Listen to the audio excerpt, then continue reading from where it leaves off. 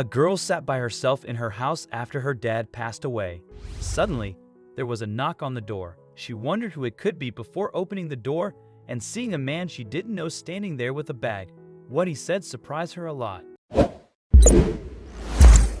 Alice was only 18 when she lost her father to a life-threatening disease. When the doctors first told him about the condition, Alice thought her father would recover, but fate had other plans. Years ago, she lost her mother in a car accident, and losing her father made her an orphan. She always felt bad for kids at orphanages, but now she was one of them. Alice was not ready to live alone. The thought of not having her father around scared her the most. Alice had lived with her father in the house he had inherited from her grandfather. After the doctors said his condition was deteriorating, Alice tried her best to make her father feel at ease. She took care of him, hoping he would recover soon. A day after his death, Alice realized she had to pay off a huge debt. She had taken loans for her father's treatment and thought she would repay them by working multiple jobs. That seems impossible, she thought to herself after calculating the total amount she needed to pay back. Her father only left her his house, which needed repairs in every room. Alice had no idea how she would pay the debt, and thinking about it made her realize how much she missed her father. "I wish you were here, Dad," Alice said while wiping tears off her cheeks. She always relied on her father to solve her problems, but now she had to think of a solution herself. "I'm so sorry, I'm late," the man said and extended his hand to give the bag to Alice.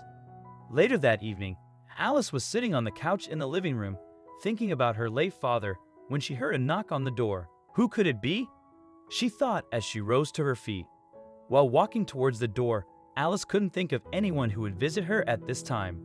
All her friends and family had already offered their condolences at the funeral a day ago. When she opened the door, she saw a man standing on the doorstep with a bag in his hand. Alice had no idea who he was. "I'm so sorry, I'm late," the man said and extended his hand to give the bag to Alice. "I owed him." Alice couldn't understand why the man was giving the bag to her. She held the bag and gave him a confused look. "Open it, please," the man requested.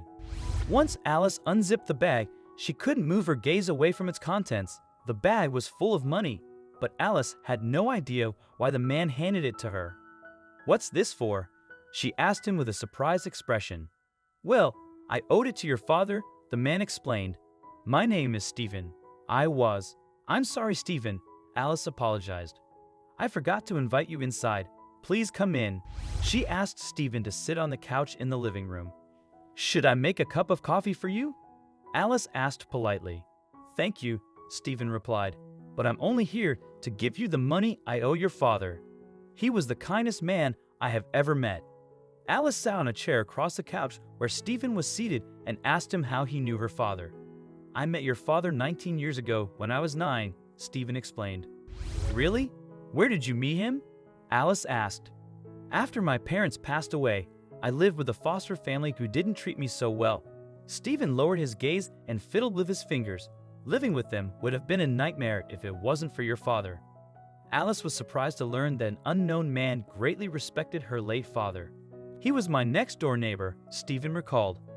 "He was the only man who helped me when I had no one around. Because of the negligence of my foster family, I couldn't concentrate on my studies." "Oh, I'm so sorry you had such a horrible experience," Alice said. "Yeah, but your father saved me," Stephen replied. "When he learned about my low grades and why I couldn't score better, he instantly offered to help me with my studies for free." Then Stephen explained that Alice's father helped him with homework every day after school and taught him every subject from scratch. "He was like a second father to me," Stephen said. "I can never thank him enough for helping me when I was at my lowest." Stephen scored the highest marks in his class after Alice's father helped him with his academics. When I asked him how I could thank him, he jokingly replied, "You can give me your first million," Stephen recalled. "I just smiled when he said that, but I had set a goal to pay him," Stephen added. "I brought him my first million, but I'm too late." Alice was shocked after learning that Stephen valued her father so much. She knew her father never wanted $1 million, but you know he didn't mean what he said, Stephen, Alice said. "He only wanted you to succeed." "I know," Stephen replied.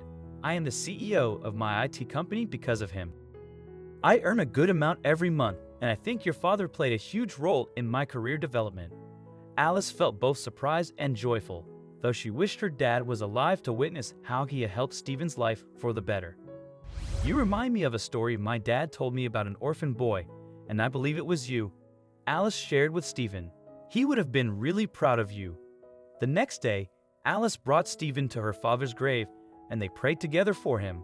Over time, they grew close and eventually decided to get married, planning to spend their lives together.